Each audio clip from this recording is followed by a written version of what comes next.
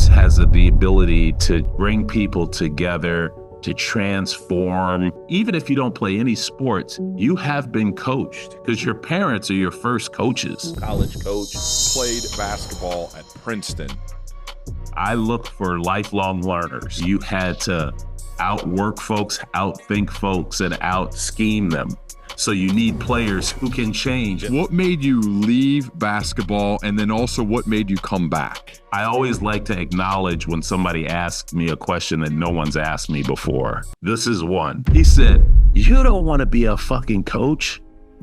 And I was stunned. It would be just your luck to be a black kid from the south side of Chicago with a Princeton degree, and all you can do is hang on to this basketball. When your sister marries this skinny dude named Barack Obama, fast forward to 2008, you become a head coach for the first time.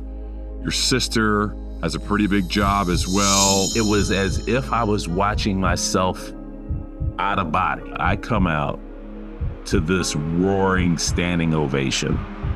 It was the most remarkable thing I'd ever been a part of in basketball.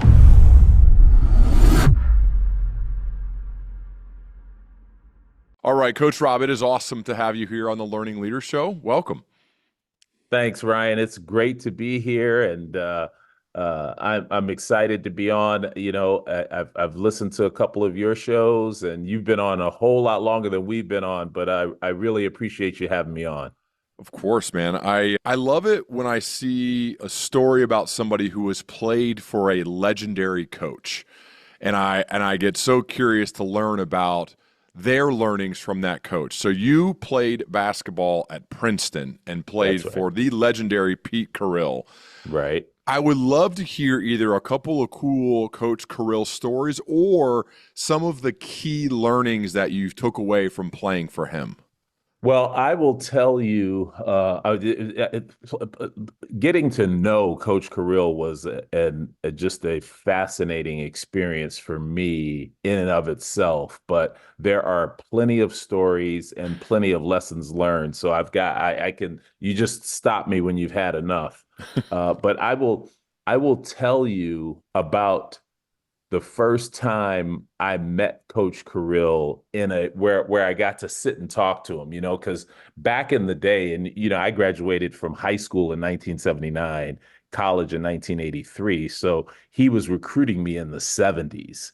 So that was before NIL. It was before the transfer portal and all that. You picked your school, you were going there no matter what. Mm-hmm. And he came to visit me, and I'll paint a little bit of a picture of my upbringing. We lived in a two-family home where my great aunt lived downstairs and owned the home and rented it to my parents, and it was just the four of us in a one-bedroom apartment. So my sister and I shared a bedroom, which was really supposed to be the living room, and my mom and dad were in the bedroom. And what was supposed to be the dining room was the living room. And then we had a kitchenette where you could seat four people. And I thought that what won Coach Carril over on me was not my playing, because he didn't think I was very good, although he thought not many people were very good. But he came into that little bitty apartment and saw my dad there, who worked for the city of Chicago in the water department, blue collar worker, wore a uniform, worked a swing shift, who had MS and walked with those kind of crutches that wrap around your arms. Mm-hmm. And he saw my dad, who was trying to convince his son why he should go to a place like Princeton. That was when I saw Coach Carril. He talked to my dad the whole time. He didn't talk to me at all. He talked to my dad the whole time, asked him about his background, and Coach, and you know, you've done your research. Coach Carril's from small town Pennsylvania town, Bethlehem, Lafayette, Pennsylvania. He went to Lafayette College from Bethlehem, Pennsylvania. You know, hard working folks back there. So he could appreciate that. So I think he knew he would be getting a hard working guy if I got there. And so that was that was the origin story of meeting Coach Carril. Now, all other times he had just come watch me play a couple of times, and that was it. But when he came to visit my house, that was when I knew my dad was not going to let me go anywhere but Princeton.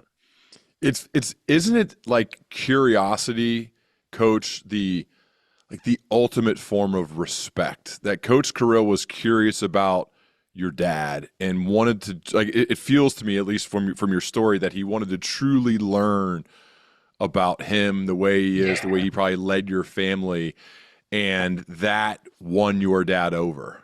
Absolutely, Ryan. And I will tell you, I didn't realize this when it was happening, right? This comes later after I started working and being an adult and understanding what recruiting people to your organization was like. And then I became a college coach and I saw what going into a living room was like. That's when I realized that this guy who had been in many living rooms with in many different living rooms from what we had, he was so focused on communicating to the decision maker in the household. It was like he was the consummate salesman. He knew right away, and I know you've had some background in sales. He knew right away who was making the decision and what he needed to do to win that person over in order to get the sale. And So I don't mean that in a no, no, dastardly way, right? I think it was just it was talent. absolutely. He's Well, I mean, talented. I think sales is an extremely noble job. And we're all selling every day, by the way, regardless of what it is. Whether you sell as a coach, you sell as a professional sales rep, or you carry a bag, you have a product, whatever it may be, everything needs to be sold. And so in this case, it sounds like Coach was selling the idea of you, of him taking care of you, essentially, right? Leaving home, going to be with him. You would spend the majority of the time with your coaches. Yep. And so he understood who the decision maker was and he sold them. So now let's fast forward. And when you're a coach and Uh-huh. you're recruiting, what did you take from Coach Carril and others maybe in your life that made you a good recruiter? So that I love that question and thanks for that, Ryan. I you know what I the main thing that I took from Coach Carril coming into my living room was that he did a whole lot of listening. And I've been in living rooms both as the recruited and the recruiter, where the recruiter is doing all the talking. And that's what I took from Coach Carril. I learned from him that you can learn a lot more with your the old saying, you got two ears and one mouth, right? You can learn a lot more about people and about the situations if you just sit back and sort of observe, listen, and be empathetic to the other person's situation. So that was the biggest thing I did, Ryan, when I went into living rooms is I asked a lot of questions and I sat back and listened. I think building a basketball team has some carryover to building a team within a company, right? You've done it in Oh all yeah. different areas. You've worked in corporate America, you've worked in sports, right? Right. So I'm curious. Let's do it two parts. I'm going to ask about assistant coaches, so building a staff, and I also want to ask Okay. about players. Okay, so Okay. let's start with your staff. What are some of the must-have qualities and characteristics in somebody who's going to be an assistant coach on your staff? Okay. So that's a terrific question. There's two parts to it. The first thing that I looked for, and not everybody does it my way, but the first thing I looked for was someone who could connect with people. Didn't have to have any basketball knowledge or skill whatsoever. That helped. But if I found the best connector in the world, I would hire him and then teach him all the basketball stuff Mm-hmm. because that connecting is sometimes innate. Like some people, it can be learned behavior, but there the authenticity of people who know how to connect is just there. Mm-hmm. So that's number one.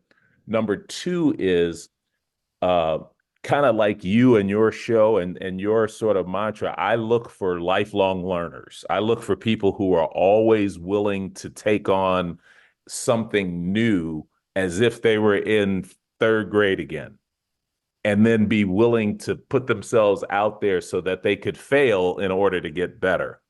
Those two non-basketball attributes are what I look for the most, because then I think I can teach them anything. I can teach them how to sell. I can teach them how to run the Princeton offense. I can teach them how to teach kids how to cut back door and all that kind of stuff.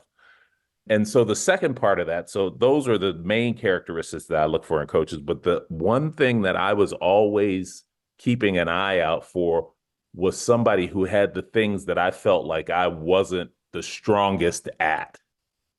So I was completely insecure, like a basketball coach is, about the things that I wasn't an expert in. So for me, when I first became a head coach, it was the fact that I was a young head coach, right? So I wanted to get somebody who had some experience, who was older, and who I could point to and say, hey, listen, you've been through this. I haven't. Help me get through this, Mm-hmm. right? Mm-hmm. And I was always an offensive coach, because I think that's what players typically are. Players, guys who played, come in, they like, I know how to score, I know how to put together an offense, da da da da da da. And in basketball, up until about 8 years ago, you didn't have an offensive specialist and a defensive specialist. You did everything. That was the beauty of playing basketball. You got to be on both sides of the ball. But I always found that I was much more attuned to figuring out how to score. So I'd try and find somebody who was creative defensively and Mm. could help me with that. So you have the one part where I'm looking for that sort of connector, life learner part, and then I'm looking for the person who could add, who could help make me better. Yeah. I love the quality, especially your second one. I mean, connecting with people, yes, for sure. But this idea of being a lifelong learner, when you're in the interview process, how Mm-hmm. do you suss out if they're a lifelong learner or not? I talk to candidates a lot about what they did with their leisure time. Ah, What do you do with your leisure time? And, some guys will say, I read a lot of books. And then you ask them, what books are you reading? And they name off one book, right? Like, and I'm not trying to put anybody on the spot. I'm just trying to figure out who really likes to it's not always reading books. Like if the guy said, I listen to music and and I say, what do you listen to? And then he rambles off, you know, three different genres and a bunch of different musicians. Then I'm thinking, this guy, and one of them is youthful, like hip hop or rap. And I'm like, okay, now this is a 40-year-old guy he's learning all the time in the music area, right? mm, So there are ways you can sort of, to use your word, suss it out without sort of saying, hey, are you a lifelong learner? And the guy saying yes, yeah, right? So yeah. um, so those are a couple of ways I would do it. And then I always feel like, um, if I propose a question that I don't know the answer to,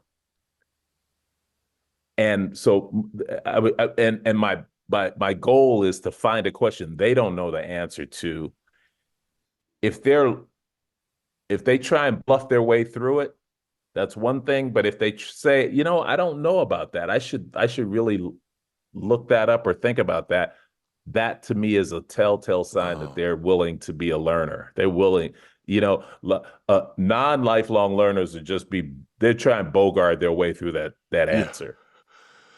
That's a good point. I didn't think of it that way, but somebody who has the confidence and willingness to say, huh, that's a good one. I'm not exactly sure, but I am curious about that. That's such a better answer. And obviously, if it's genuine, like the whole thing needs to be genuine. And if it's Right. genuine versus the person who you can tell, like I know, interview a lot of people. At times, people are fully making it up as they go, and you're like, I don't think this guy knows how this is going to end because he's truly making it up as he goes, versus the ones who you could tell have done some work and know themselves, have done some reflection work and have a curiosity about. That's interesting. Okay, now let's go on to the actual players. Okay, Okay. and it's I'm sure there's some similarities and some differences. Now, table stakes obviously are that they can play, right? They can shoot, Right. pass, play defense, they hustle, right? I assume, there's some table stakes to a basketball player. You're not going to give me a scholarship when I'm a football player and am just a very below average shooter and basketball player, right? So, what are you looking for when you're going to give a scholarship offer to a high school kid to play on your team? Yeah. Or nowadays it would also be a transfer portal A guy. transfer. But when you're recruiting, what are you looking for? Well, let me start off by saying, don't be so sure I wouldn't give you a scholarship as a football player, depending on your leadership skills and You your haven't seen me shoot basketball a three, ability. Coach. Well, You got it. and you know what else affects that? If the other 12 guys I've already given scholarships to can cover up your bad play, Okay. I Okay. might. So that's something to keep in mind. Don't sell yourself short Okay. just yet. But you're absolutely right. The talent is the first thing, because no matter what anybody says about these jobs, especially these days, but even when I was coaching, if you don't win and you're just graduating players, you're going to get fired. Yeah. Right? You're going to get fired. Yep. So there's a baseline of talent that you look for. So let's just presume that for everybody else. Then it would depend, and especially with basketball, because you have such a small roster, what you need. Mm-hmm. But if you're building a team from scratch, you need 2 or 3 guys who can just get you buckets both in and outside the offense. Mm-hmm. So they can score within the system and score without the system. Because what you'll find in basketball is you only need 2 or 3 guys who can do that, and you can complement them with other players.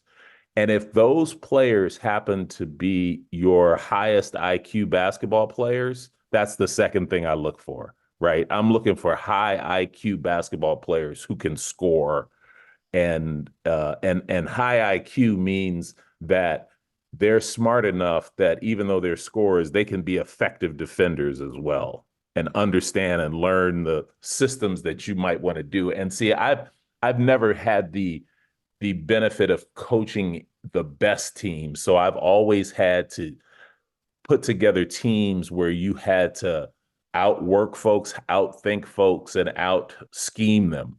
So you need players who can change, and almost like the lifelong learning type thing. The players they're flexible enough to be open to saying, okay, if we're not playing run and gun game, we're okay playing a slow down game. Mm-hmm. So I take that into consideration. So you have your first 3 players. You look for somebody who's big, and the way we played offense, our bigs had to handle the ball. So I was looking for a basketball playing big man, which now everybody is now. But 20 years ago, not everybody did that. And certainly when I was at Princeton, everybody was a sort of 1, 2, 3, 4, 5 position guy. And I got to Princeton, and Coach Carril was teaching us how to play positionless basketball in the early 80s. So, so I always had the penchant for having guys who could dribble, pass, and shoot no matter how tall they were. The taller, the better. Interesting. And then once you get that sort of baseline skill level, you're looking for guys who can work hard and who you would be able to develop into good players. So good athletes with good attitudes and high ceilings, high ceilings. Yeah. Where you can make them into the player you want them to be, or make them into the player that they see themselves being 3 years down the road. Gotcha. The interesting thing about your career, you finished playing, and I read that you wanted to coach, but you left basketball temporarily to go to graduate school and then work for Morgan Stanley Dean Witter. Yep. I'm curious, what made you leave basketball, and then also what made you come back? Let me tell you this story. Ryan, and you know how these interviews go, right? Like for folks like us, we get interviewed, we interview. I always like to acknowledge when somebody asks me a question that no one's asked me before. This is one. Nobody's really gotten that granular to see, hey, why'd you do that? That didn't make a lot of sense. Well, here, I'm going to tell you the story.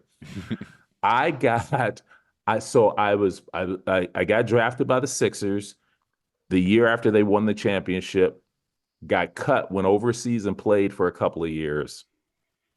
And the team I played for was in Manchester, England. And the coach's name was Tom Becker, and he was a basketball head, right? So he knew who Coach Carril was. That's probably how I got the job, right? He was looking for players. My agent called, said, who do you play for? He's like, okay. And so I went over there on a trial basis at first. But then he said to me, he said, Craig, you think you could put some Princeton offense in for us? And I was like, well, yeah. I was like, yeah, I just finished doing it and had no intention of coaching at that point in time. It wasn't like it was an option in my head at all. So I start putting that stuff together, and we go from being like there are 12 teams in the league. We were 12th when I got over there, and I think we got up to fourth or third, right? Mhm. So I'm thrilled. I go back, I'm flying back from England. I'm stopping off at Princeton to see my sister and to say hi to the guys who I played with and see Coach Carril. I went in to talk to Coach Carril. I was like, Coach, I know what I want to do. I want to be a coach. And this is what he said to me. You don't want to be a fucking coach.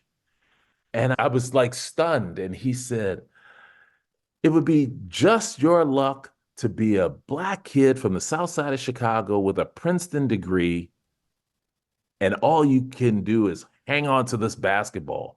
You Whoa. go to work and I'll figure out when you should coach. And he said it just like that. So it wasn't like he didn't think I could coach.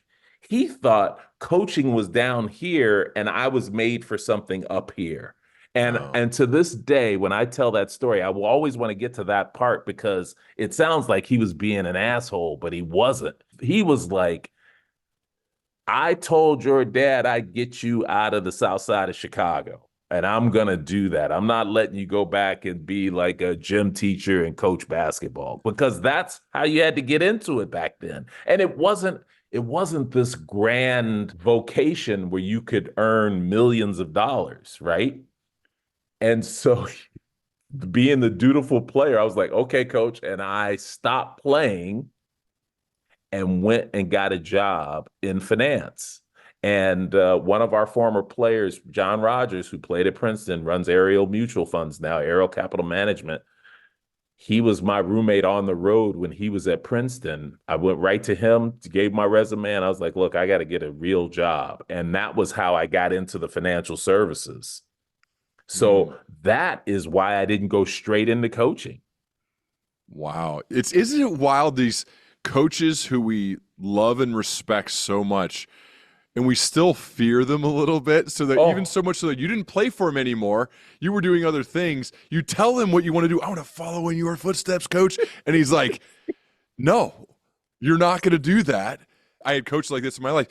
If my high school offensive coordinator had this talk with me, I would probably still do what he tells me to do to this day. That's how much I love him and fear him. It feels yeah. like, how wild is it though that you you were like, okay, I guess I'm not going to coach. I got to go get a I, real job, even though I, that's not what you wanted to do. Ryan, let me tell you, it was as if my father himself told me. Yeah, yeah, It was as if my father himself told me. And that's a credit I will give to my dad, too. My dad was not afraid of other people coaching me, right? yeah, Because I always say that, even non-athletes, like you and I were fortunate enough to play high-level sports, right? And most people don't even play high school. That's what people don't realize. Most people don't even get to play in high school. You and I, we've gotten to play at a higher level. Even if you don't play any sports, you have been coached because your parents are your first coaches. yep. And people don't give them that credit. And I give my dad, Fraser Robinson, who missed out on all this great stuff because he died. Oh my gosh, my oldest son is 32, so he died 33 years ago. So he missed all of our, success and things of that nature. But he was never afraid to let other people coach us because he knew ultimately if they didn't know what they were talking about, he could always talk to us in the car, right? And Yeah. or talk to us when we got home. But I'm telling you, Coach Carril said, "You don't want to be a coach." And I was like, "Oh, shoot, I'm glad I talked to you because that's exactly what I was going to do." I was no hesitation. And I went and got a job, and that started me on the path that I was on. But I always thought that I would teach seventh grade and coach high school basketball. Even when I was, trading bonds at Morgan Stanley, I was thinking, okay, if I get this bonus this year, this bonus next year, by the time I'm 45 to 50 years old, I'll be able to teach seventh grade and coach high school basketball. So it Wow. turned into being my exit plan instead of my plan. Wow. What do you think your dad would have thought of like what his kids would go on to do? I mean, Oh, I can't even oh, imagine. What do you he, think he would have thought? I don't think he could imagine. I think No. he and my mom both they tried to go to college, started college, but they didn't graduate. So they weren't even college graduates.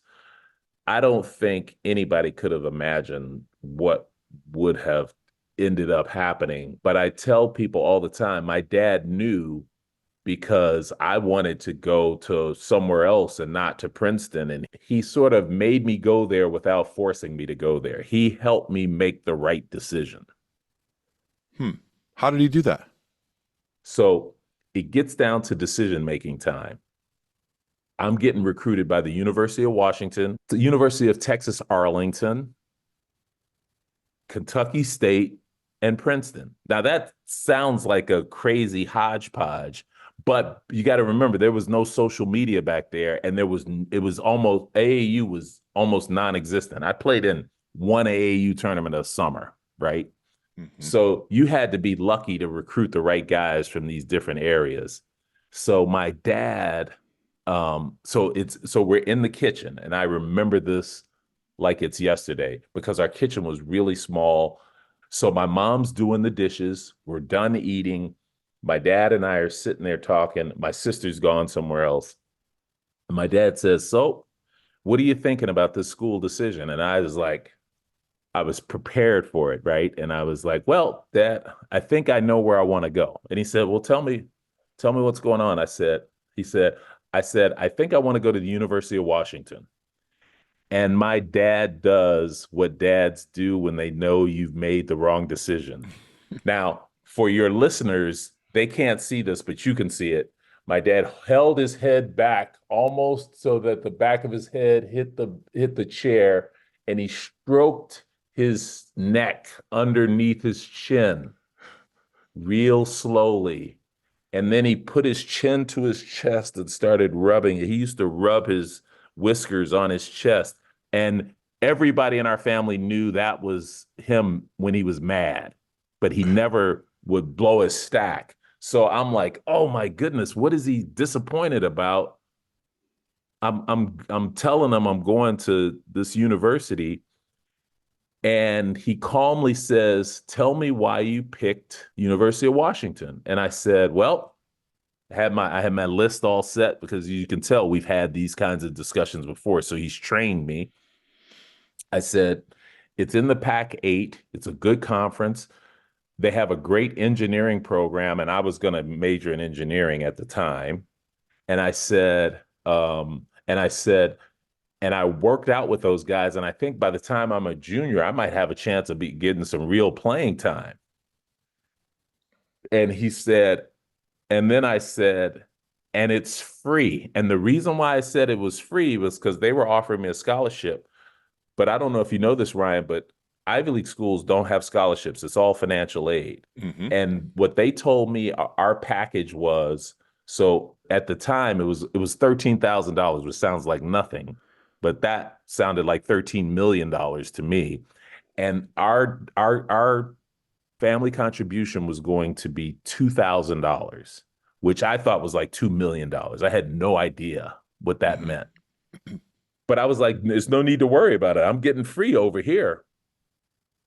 And my dad said, well, those are some really good reasons. But I'll just tell you one thing. If you pick your school based on how much I have to pay, I'm going to be really disappointed.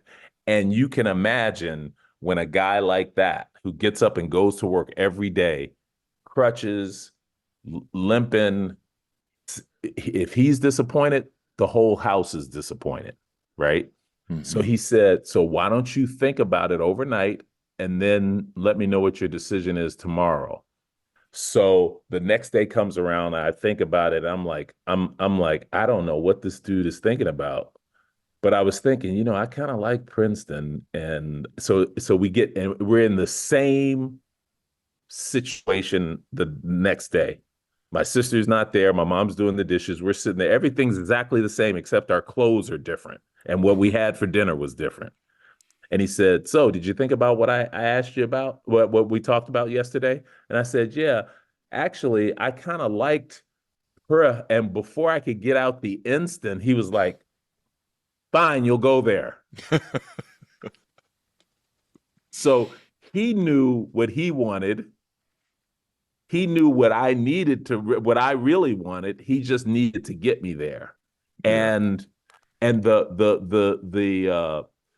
the epilogue of the story is obviously I went to Princeton and had this huge amount of success both in college and then after. But I'm going through, my dad passes away, and my mom and I are going through his bills and records and stuff. And I find this stack of canceled checks and bills for a credit card. And I was like, Mom, what's all these credit card bills? And she was like, give me that. And I was like, no, no, no. What is this? She was like, no, no, you weren't supposed to see that. Frazier made me promise not to let you see that. They had put all of it on credit cards because they couldn't afford it. Wow. And we're paying it off. And you talk about sacrifice for your kids. And Mm. my sister ended up coming to Princeton too, so whatever that cost. And they just made it work because they thought it was worth it. Wow. I know that's a long answer to your question, but But it's I so needed to cool, share man. that with you. That's so cool. What a story. And it's inspiring as a dad. I think of that stuff when I hear a story of a dad doing that, not wanting any credit, and specifically trying to hide it from you. Not, it was just all about your kids, and I think that is an inspiring story to hear as a dad. Coach, let's fast forward to 2008. Quite a year. Quite a year. Yeah, Okay, you become a head coach for the that's first right. time. Your sister has a pretty big job as well, which brought you into the spotlight even more. In addition to being a college basketball Division I head coach at Oregon State, what was the end of 2008 like for you? Well, it was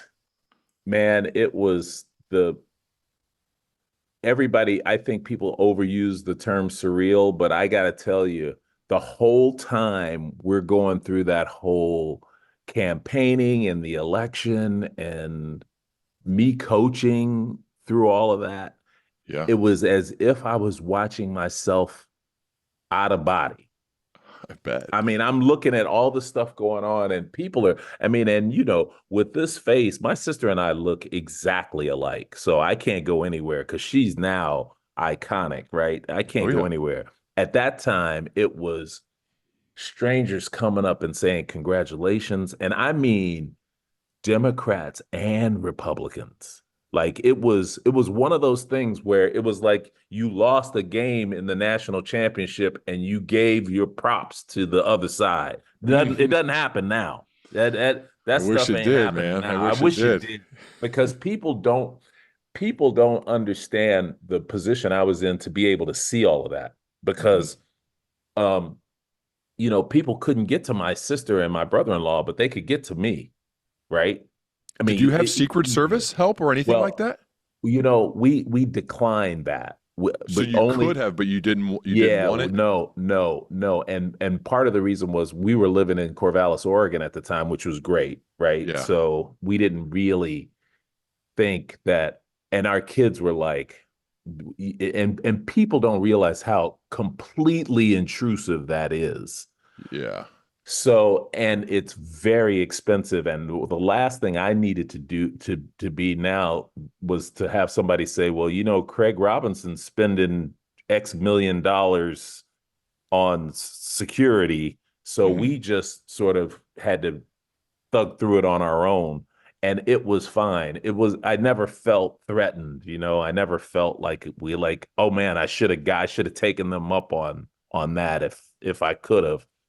And sort of being a coach, you have to be able to move certain places with quickness. You can't do that if you got a detail. And it was incredibly humbling too to see this whole system work and all the things that you just see from the outside, you get to see from the inside. So there was a lot going on. But my fondest memory of that time when Barack got elected. Now, when I was at Brown University, I was campaigning on my off day, right? Because you can't do stuff like campaigning when you're working. So on my off day, I'd be a surrogate. I go make speeches and things of that nature. Anything I could do to help. But the year he got elected, the inauguration was in January. So it was in January of 2009, right? He gets Hmm. elected in 2008, January 2009. We're in the midst of the Pac-12 season. My wife Kelly and I fly from Corvallis to DC to attend the inauguration. And that's one of those things like growing up on the south side of Chicago, my dad and mom, we voted, but we were never political, right? So we would never be invited to something like that. That was something to behold, and that's another story. But the story I'm telling you is after the inauguration. So the inauguration is Tuesday. We play on Thursday at Cal. And the way the Pac-12 worked is you play at Cal, then Stanford. So we're at Cal. I have my assistants handle the practice on Tuesday because I'm not going to be there on Monday and Tuesday. And then I'm flying back Wednesday to meet them in Berkeley to have practice. And then we play on Thursday. So our routine was we let the team go out and warm up. And I'm going to tell you this because I'm getting choked up just talking about it, Ryan. So the team gets warmed up. I'm in the coach's room, in the locker room, and the kids are all thinking about the game. I'm with my assistant coaches. We're making our plans for the game. With about 5 minutes to go, you walk out and you shake hands with the other coach, and you sing the national anthem and start the game. I come out of the locker room at Cal's gym, and you got to come up some stairs and you walk out. I come out to this roaring standing ovation. Cal students and Barack Obama gets elected, and I'm there. Those kids stood for two whole full minutes clapping. And when I tell you, my throat was as thick as was when my dad passed away. Wow. I mean, it was emotional. And I'm like, oh my God, how am I ever gonna live up to this? Have my kids have these young men be motivated to play their best. I'm like a basket case. And you know that those dudes went out there and played their asses off, and we ended up winning that game at Cal. And we didn't have the team to beat them. They had a bunch of pros on that team. It was the most remarkable thing I'd ever been a part of in basketball. Mm. I can't imagine how the emotions going on, like all of the stuff happening with the country after campaigning so hard, so many saying that it couldn't be done, and then you're right there, a part of it, and then immediately following the away team, not your home team. These aren't their home The fans, away right? The crowd. away crowd gives that long-standing and then your boys go out there and take it to them. Like, wow, what a moment, man. Oh, Ryan, let me tell you, it's I've still got chills. I still feel emotional about it. And Cal holds a very dear has always held a very dear place in my heart since then, just because of the way they I bet. treated me, my family, and you know, Cal's known as sort of a liberal school, right? But this was everybody. I mean, it was fascinating. And I started talking about this before I started telling you the story. It was both sides of the aisle back then would be like, yo, congratulations. This is really big, even though, I was rooting for the other guy. Yeah. That means a lot I too. When remember when those conversations were happening, man. And God, I love it. I love it. Yeah. I love that. I do think that's possible again, I hope. I love that people, even they're like, I didn't vote for you, man, but we're in this thing. Like, let's Yeah. go. Like, Yeah. we're in this together regardless. Like, it wasn't that long ago. It wasn't long ago. I got to believe it's possible again. And I feel that if there's any area to bring that back, it's athletics. It's Yeah. sports.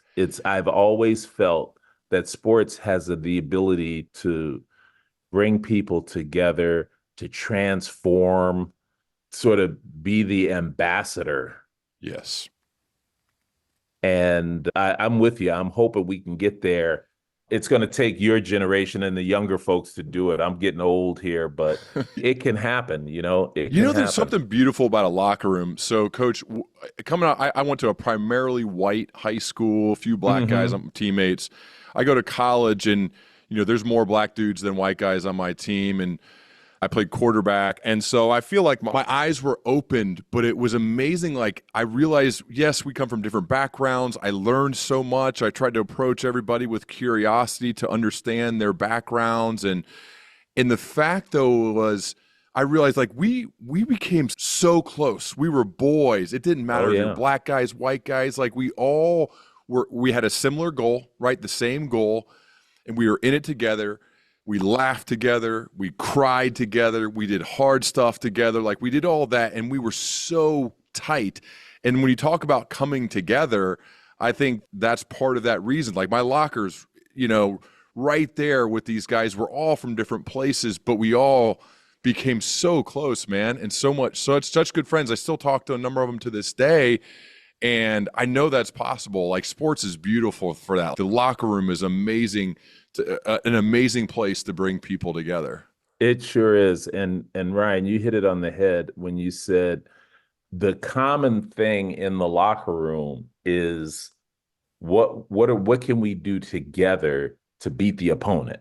Yeah, And yeah, if you have the right leadership in the locker room, and I'm not just talking about the coaches, coaches are important, but if you have the right people yeah, who are um, sort of leading that group, then, I'm like you. I've got friends from basketball from when I was in high school, college, professional that I am still friends with yep. and as close and I don't have to talk to them every day.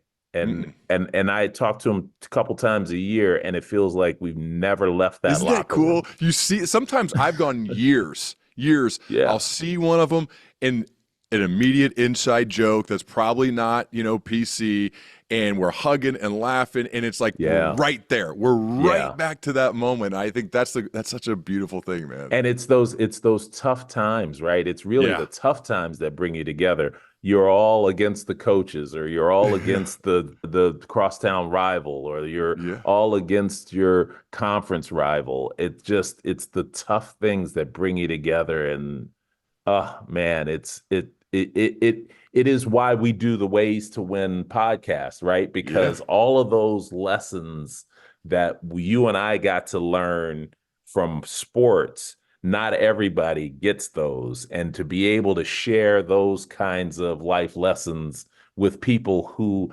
are doing sort of the similar things in corporate America, in politics and entertainment, but didn't have the benefit of having a coach or a teammate or a locker room. That's why we're doing the Ways to Win podcast. Well, it's speaking of ways to win. So I was listening to it leading up to this and re-listened to your first episode this morning. And I first thought, wait a second, this can't be this guy's first episode. This can't, because I remember the first like 100+ plus episodes were just so bad. I mean, so rough for me when it comes to interviewing. I mean, it's hard to listen to. You do it because you want to learn, but you're there like comfortable asking these like deep questions that are really interesting. I'm curious to go back and I hit on your first. So your first guest happens to be President Barack Obama. Okay. Yep. Yep. So I'm curious to go back in time a little bit and then I want to get to that interview because there's a few questions you asked him that I was like, that was really good. When your sister marries this skinny dude named Barack Obama, Yep. could you ever have imagined, you know what? He's going to be the president of the United States one day. No way, Ryan. No way. No way. And he was, he said he wanted to go in politics. And there's the story in our Did they family. meet at Harvard? Is that where they met? No, they met at the law firm that my sister had worked at, and he was a summer intern, Sidley and Austin. So she worked at Sidley and Austin. So she was already graduated, right? Okay, And he was an intern. Okay. So they met there. But jump ahead. So he makes it through the gauntlet and he's getting married to her. And so we're having his first Thanksgiving at my mom's house. And my mom's got this small little place, as I mentioned to you before. And so I'm being the big brother and I'm like, so, hey man, what are your plans? What are you going to do for yourself? And he said, well, I really like being a lawyer, but I'd much rather teach the law and do my community organizing and maybe run for office. And I was like, oh, what are you thinking about? Alderman or mayor or something? And he was like, oh yeah, I would like to do that, but I'm thinking more run for Senate or governor and then run for the presidency. And me, what? Mr. Know-it-all. Wait, listen, he said this. And here's Craig Robinson, the dummy. Here's what I said. I was like, yo, bro, look, listen, you don't want to say that too loud because my Aunt Gracie and them will think you are crazy if you tell them you're going to run for president. That is what I said to him. I'm shocked he said that though, like day one. He's been thinking about that probably since he was 10 years old, that dude. That's amazing, man. It was amazing, Ryan. And wow. I tell people that story and they're like, he didn't say that. I'm like, that's not the point of the story. The point of it is he said it and I went the other way. I didn't like boost him up and say, okay, well, we'll do whatever we can. I was like, bruh, you lost your mind. Let me just keep you from looking like an idiot to the rest of the family. That was my advice. And lo and behold, this dude did it. Yeah, man. And he did it earlier than everybody thought too. That's another story. Shoot. Well, one of the questions you asked him, and I was curious about how you even came up with this question. This is more of an interviewer asking an interviewer a question because I can't help but ask. So you're on your podcast. Yep. And Ways to Win. Again, I don't know how you got so good at it so fast. And I'm not just trying to fluff you. Like, I really mean that. I appreciate that. Super impressive. But you said to him, so when you're in the White House, are you more of the Patrick Mahomes or are you Andy Reid? And I thought, I never heard a question posed that way. That's really interesting. So you're talking to the guy who's, the most powerful person in the world. Right. You're the president of the United States. You're in the White House. Are you the quarterback who's like a player leading the team, or are you the head coach? Yeah. And I'm just, first, before we get to his answer, I'm curious about like, where did you even think up of that question? What made you ask him that question? So it had to have come out of the fact that, we were kind of along with the producers, because how this is like a team effort, right? Like, sure. I mean, I can't do any of this by myself. And we were just trying to think of some good questions that we knew he would enjoy. And that sort of came off the top. But the real question was, do you view yourself as a coach or a player? Yeah. When you're in such a big job like that? Because we're either, and none of us get to be right to be the coach. There's some people who can do that. Like former pro sports people can get interviews for a head coaching job and then become a coach. But most of us have to work our way up the ladder and work our way up the sales chain to be VP of marketing or VP of sales. But I know him and I know he loves sports. Mm-hmm. So I knew he would know who those guys were. Mm-hmm. It was either that or pick somebody from the Bears, and it helps that I know him. Like, most people would probably be afraid to ask him a question that's a little bit goofy like that. Oh, it's But great. you're very kind to say that I'm good at this already, and I don't feel like I am.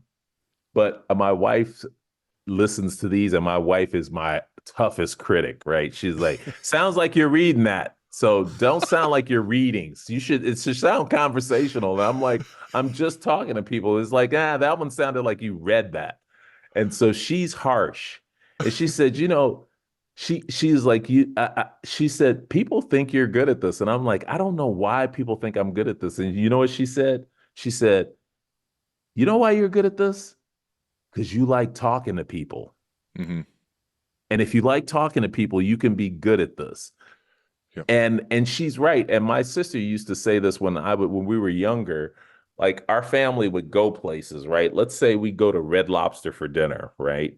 And Mm-hmm. that was our time. That was going out for us, going to Red Lobster. And the whole family would be waiting in line for the table, and I'd be off. And somehow I would know the people who are behind us, everything about their family. And I was never afraid to talk to them, and they'd ask me questions and I'd ask them questions. And my sister always thought that that was the wackiest thing. Hmm. Like, how do you know this? Like, I'd be in a and it helps being tall, and it helps being black, and it helps being approachable. People come up to me and they start talking. Next thing you know, I'm talking to them. I think that helps in this business, Yeah. in the interviewing business. If Well, you don't if you're a little bit anxious, or a little bit you have a little trepidation of people saying, what do you care? Like, being negative, rejection. It's hard. I think listeners can sense a genuine curiosity in a person. So if Ooh, you approach others with genuine curiosity, you can okay, sense, you can feel that versus okay, someone who's reading a script or just going through the motions because it's their job. So I yeah, think that's part of it too, coach, is it feels to me that that comes through when I listen to your episodes of this uh, kind of like having fun yeah. and a fascination with people and their stories. It sounds like this is a skill you've had for a very long time based on the Red Lobster stories and others, that this is just part of you, of who you are, of to find people fascinating and to want to learn more and to ask them questions out of your own intellectual curiosity. And that's how I feel. You hit it right on the head. I do feel that way. I feel Yeah. interested. It's interesting to hear other people's stories to me. Yeah. It Yeah. really is. And that's why I can listen to these podcasts all the time, because that's what they do. That's It's what you pretty cool. do. And I Yeah. didn't know that until I started doing one. Yeah. Have you ever thought about getting into politics? Or was that ever part of like, did you ever think about it? No, never. I'm Never? telling you, I grew up on the south side of Chicago, and we were just trying to get through, man. And I never thought I'd be in the finance industry, let alone coaching. I thought I was destined to be a teacher, a policeman, or a fireman. That was sort of the way that you went. Yeah. People coming out of my neighborhood, and there were people who had office jobs. I just didn't have any. I didn't have any role models on that yet. My mom was a homemaker. My dad worked, and my dad took us to work.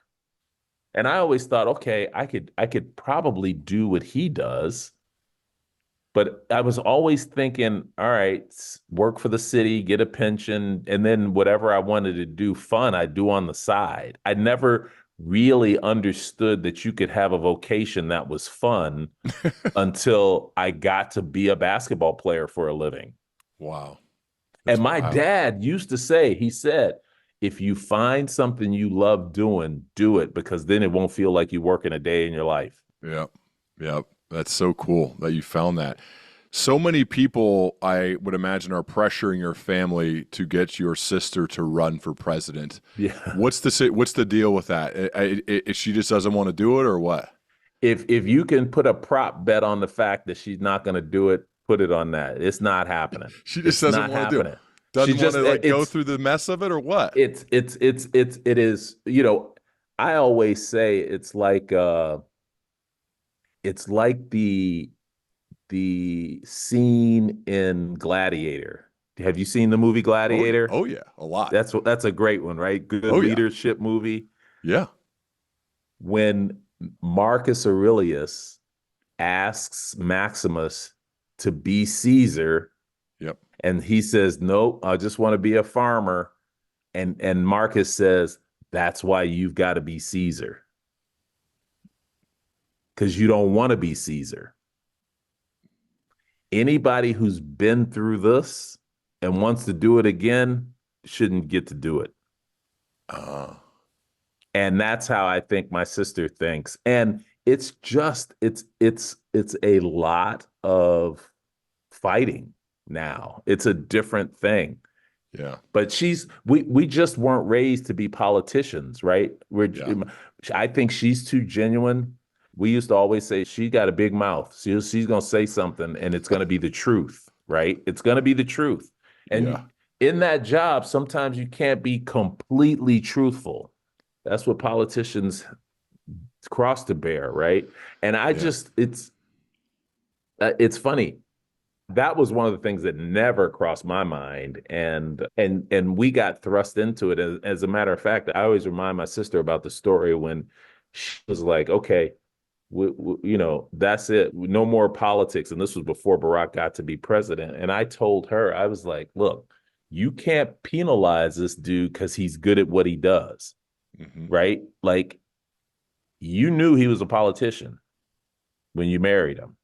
And she wanted, and it wasn't like she wasn't supportive of him, but she wanted her daughters to grow up the way we did, with our dad around all the time and Yeah. playing in the backyard and throwing the ball to us. And, my sister and my sister's was my best competition until I was about 12 years old.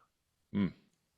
And so she wanted her girls to have that. And I was like, that would be like you marrying somebody like me who was good at basketball, and then you realize being in the NBA, you're traveling all the time. Be like, no, that's the end of that. That's not fair. Yeah. That's Yeah. not fair at all. So so now I owe her because she put up with 8 years in the White House. Amazing.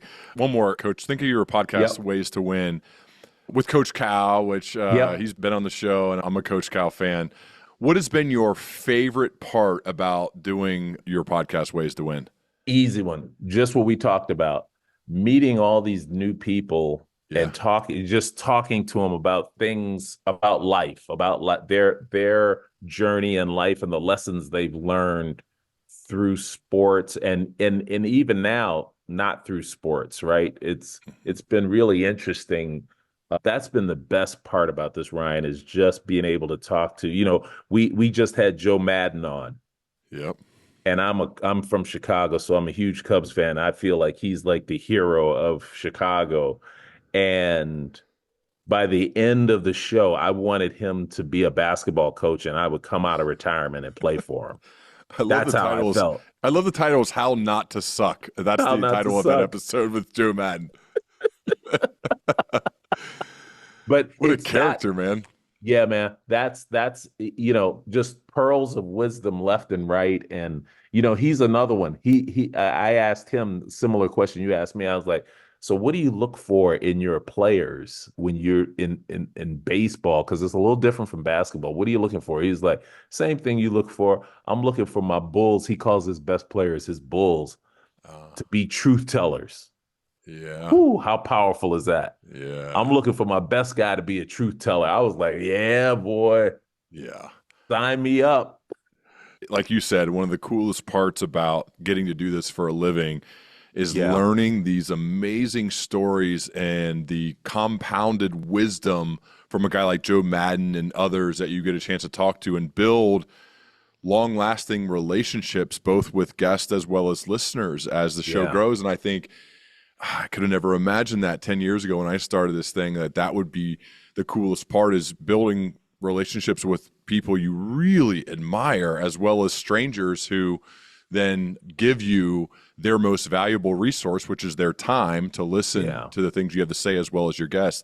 It's the coolest thing, man. So, Coach Rob, I'm just so grateful for you, man. I really appreciate this. It's been fun interacting with your team as well. You've obviously done a great job of building an awesome team, and just want to say I would love to continue our dialogue as we both progress, man. Oh, I would be honored to. And we partnered with the folks at Higher Ground, and they're just a fantastic group. And I do prepare. So I've listened to your podcast in preparation for this. And for someone who's got 500 and what do you have, 580 something now, 570 something, that is an accomplishment because 10 years ago, nobody was doing these podcasts.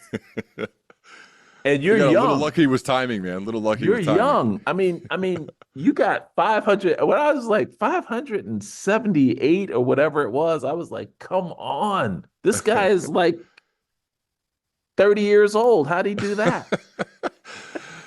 It's cool, but as you said, man, it's like the coolest job in the world. And so part of the reward and part of the motivation is just want to keep doing it. You know, like don't you want to have a job where the reward is the work? The reward is that you get to keep doing it. You get to do it. I know that's how you feel. That's a show right in and of itself. Yeah.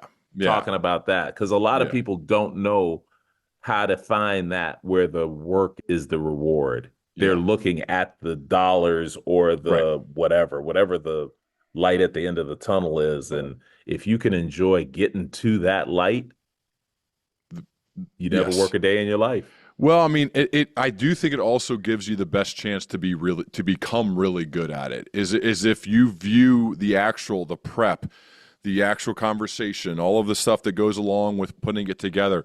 If you view that as the reward, then the outcomes or the opportunities that come your way are just like the icing on top, man. Yeah. And it's neat when it works out that way. And yeah, I don't know. Chase your curiosity and obsessions with great rigor. You never know. Like, you never know what could happen. So anyway, man, I love this. We're definitely going to keep talking. I really appreciate it. Where would you send my viewers and listeners to learn more about you online? At waystowinpod.com and then at Craig Mal, M-A-L Rob is my Twitter and Instagram. Got you.